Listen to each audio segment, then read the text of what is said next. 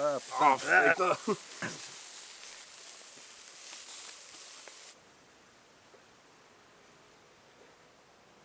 Et alors, tu peux m'expliquer ce que tu fais dans la vie, Mylène?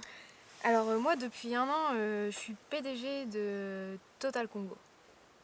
Mais Total Congo, c'est une très grosse entreprise. Ça te donne pas le vertige? Ouais, Total Congo, ouais, c'est 5 millions à la minute, quoi. C'est l'année prochaine, on pense faire plus du PIB des Pays-Bas, quoi. Moi, je fais 4,6 millions à l'année, hein. Ouais, c'est un truc de fou. Et ça, c'est sans les avantages. Sans les avantages. Donc chauffeur, jet, tout ça, quoi. Mais bon, moi, le truc qui m'a fait rêver avant de rentrer dans l'entreprise, tu vois, je te dis, je connaissais déjà, hein. Je bossais en tant que pompiste. Total, c'est une grande famille. C'est l'arbre de Noël du comité d'entreprise. Bon, avant que j'arrive, il faisait un truc, c'était ils importaient un sapin de Norvège, quoi. Moi, j'ai décidé de faire local, par souci écologique. Cette année, on fait ça autour d'un baobab.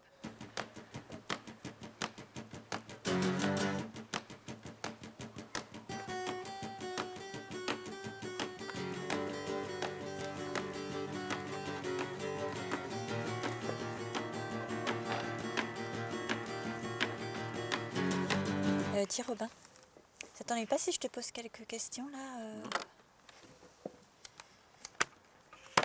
Est-ce que tu peux me réexpliquer ce que tu fais comme travail? Alors, je travaille au FMI, le Fonds monétaire international, et je suis directeur des services des taux directeurs. Et t'as fait quoi comme formation? J'ai fait un BEP ingénierie des systèmes automatiques, comme la plupart des gens du FMI. On apprend à gérer les systèmes informatiques, plutôt complexes,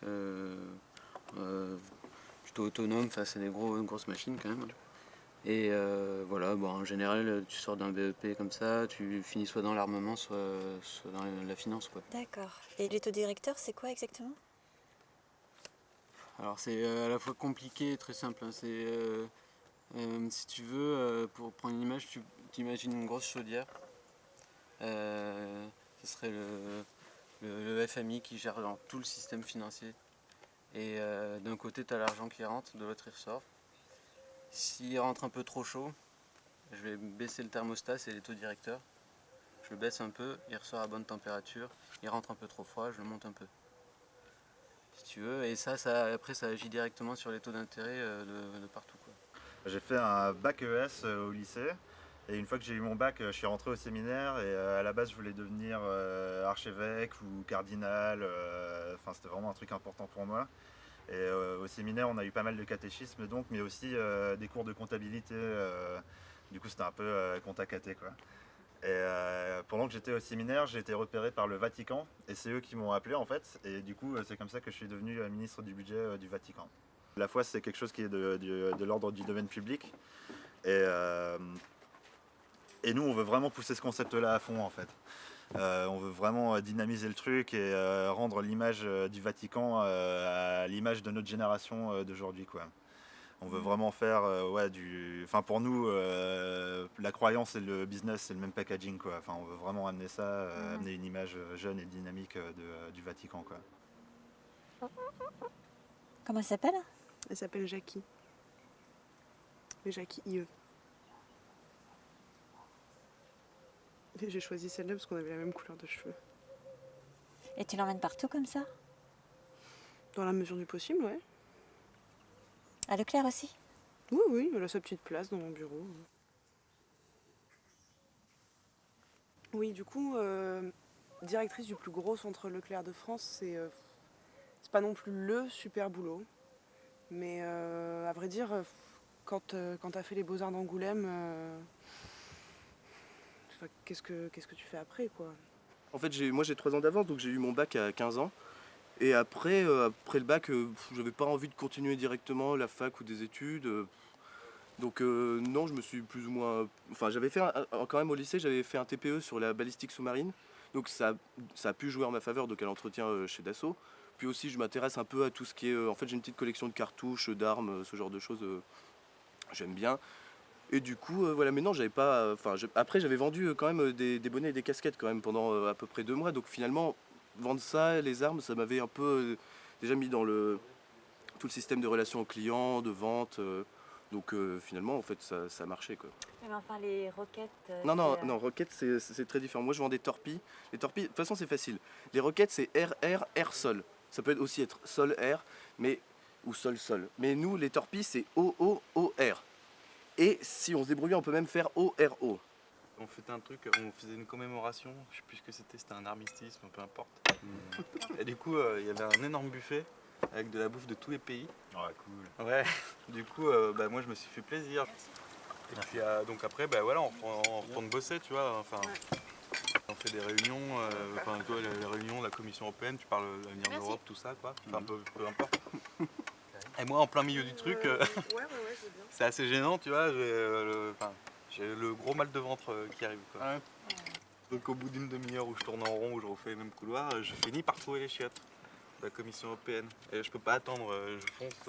Le couloir, si tu veux, il y avait une trentaine de portes alignées les unes aux autres. C'était Une pour chaque pays. Ouais, il y en avait une pour chaque pays, ouais. Et je rentre dans la première porte. Et là, stupeur. C'était des chiottes à la turque. À la Commission européenne. Ouais. Mais la Turquie est même pas dans l'Union européenne. Ouais, quoi, c'est vrai, c'est quoi. Alors moi, contrairement aux autres, c'est plutôt une vocation. C'est-à-dire que c'était mon rêve depuis toute petite et puis voilà, c'est devenu une réalité. D'accord. Ton rêve depuis toute petite, hein? Ah oui, c'était... ça me parlait, c'était beau. Donc voilà, je voulais être directrice de l'ENA. Ce qui me plaît en fait dans ce boulot-là, c'est chercher les nouvelles têtes. Et puis j'ai du feeling pour ça. donc voilà, je le vois dans leurs yeux, je le vois dans leur manière de hocher la tête pendant la réunion de rentrée par exemple. Et je sens ceux qui vont aller jusqu'au bout, ceux qui, voilà, pour qui c'est aussi un rêve de rentrer à l'ENA. Il y a deux sortes. Il y a deux sortes de commissaires européens. Il y a les commissaires européens avec portefeuille et les commissaires sans portefeuille.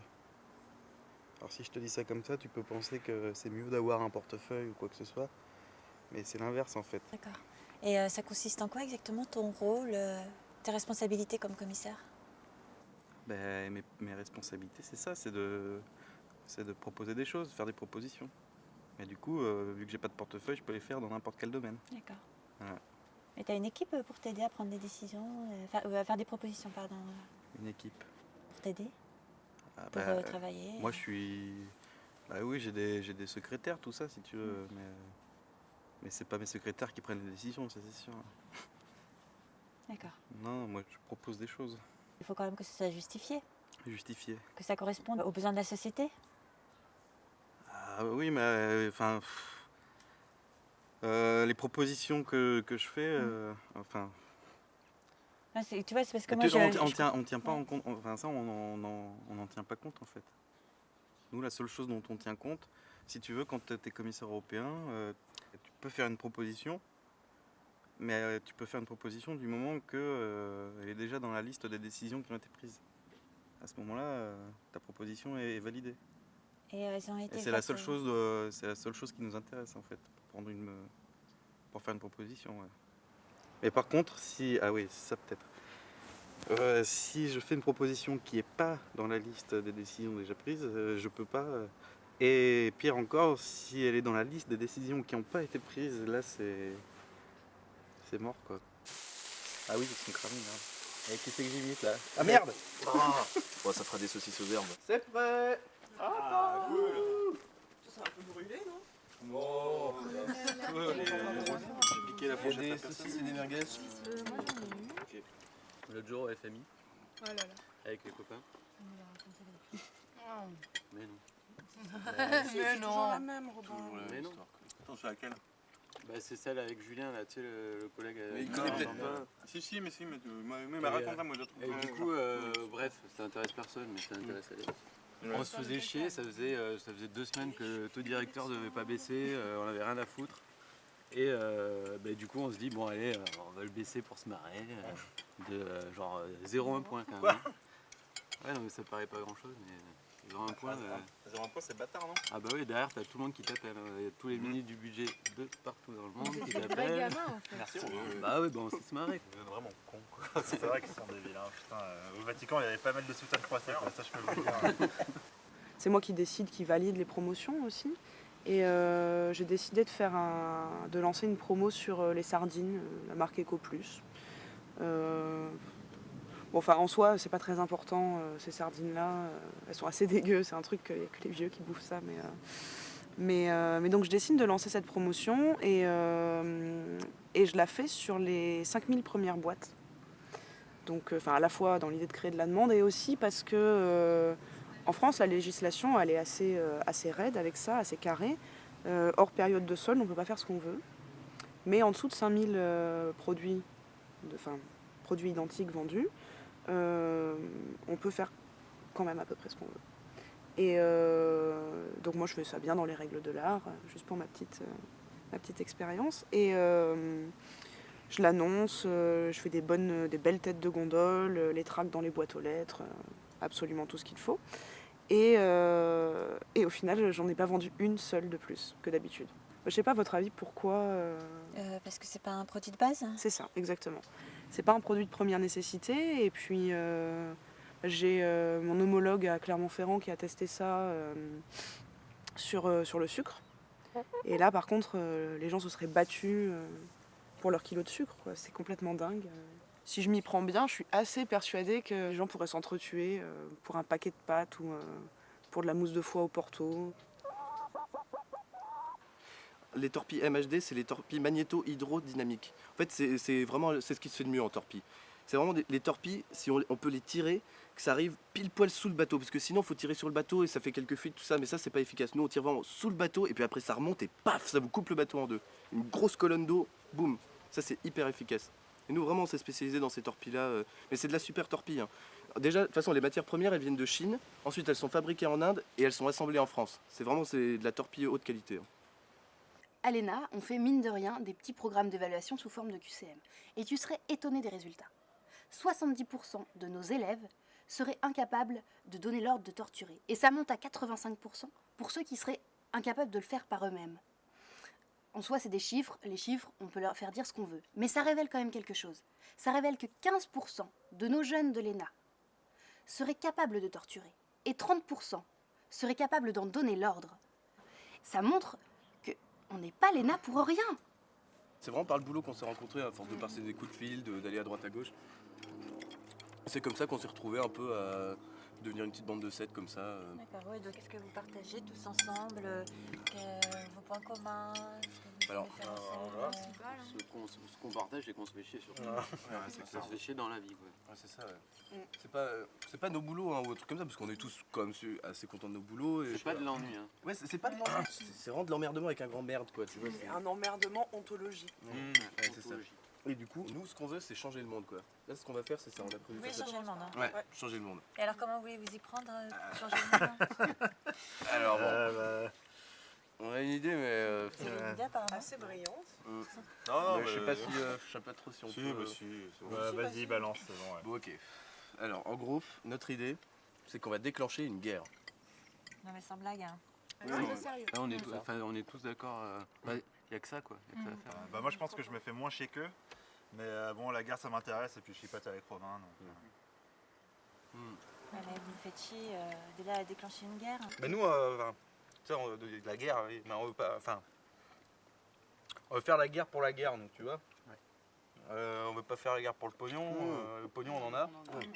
On veut pas faire la guerre pour dominer les autres, on les domine déjà. On veut faire une guerre pure. une guerre intègre. C'est beau ça. c'est une guerre ontologique pour répondre à un emmerdement ontologique. On est ontologiquement compétitifs. Et là, on a tout ce qu'il faut nous, pour déclencher cette guerre. Avec les connexions qu'on a, non. si on s'y prend bien, une guerre, c'est pas très compliqué. Mais vous n'avez pas peur de vous faire arrêter, d'aller en prison? Attends, mais se faire. Pourquoi Enfin, déjà, tu veux te faire arrêter par qui tu sais qui on est. Enfin, je sais pas, mais et puis on n'est pas des terroristes en plus. Oui, mais oui. Nous, on veut tuer personne. Ouais, pas directement. Enfin, on veut pas tuer des gens directement, nous on veut juste déclencher le bazar, après effet boule de neige, les gens s'entretuent entre eux. Ouais, c'est ça. C'est un peu... On laisse faire et on regarde. On les laisse se débrouiller. Oui, On est sur un truc modeste au départ. Il faut Oui, commencer voilà. quelque part. Mais non, mais nous, tout ce qu'on veut, c'est qu'il y ait des morts en fait. Parce que sinon, c'est pas une guerre. Et si c'est pas une guerre, nous, on continuera à se faire chier. Plus de morts, moins d'ennuis. C'est un beau slogan ça. Ouais, ça peut on peut l'utiliser. Ça se tweet. Ça se tweet, ouais. Eh, les tweetos. Voilà. On se fait chier. Torpille.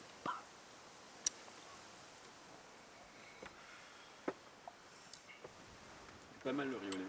Ah oui, pas mal de riolet, ouais. moi j'aime pas trop ça. T'aimes pas Je vais goûter, mais je suis pas sûr d'aimer. Fais gaffe parce que toi, t'es sensible du bidon. T'es un peu fragile.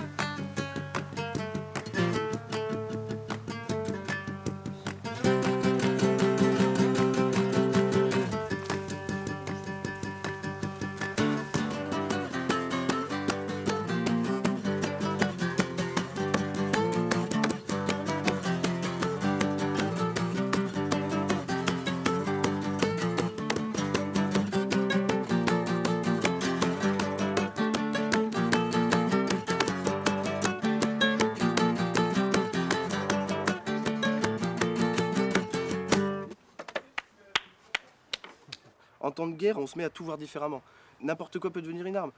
Il y a, par exemple, on peut tuer quelqu'un avec un tube de dentifrice. On peut tuer quelqu'un avec un pot de yaourt.